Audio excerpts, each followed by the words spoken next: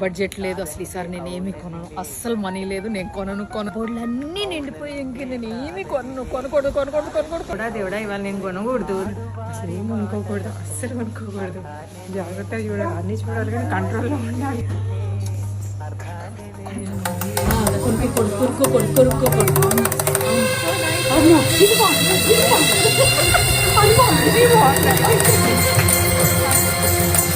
పూర్తిగా చంద్రముఖిగా మారిన నీ భార్య గంగని చూడు.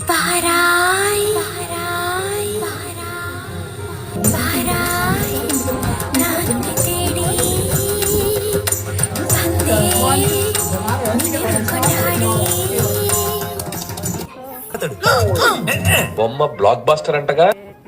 అంతేగా అంతేగా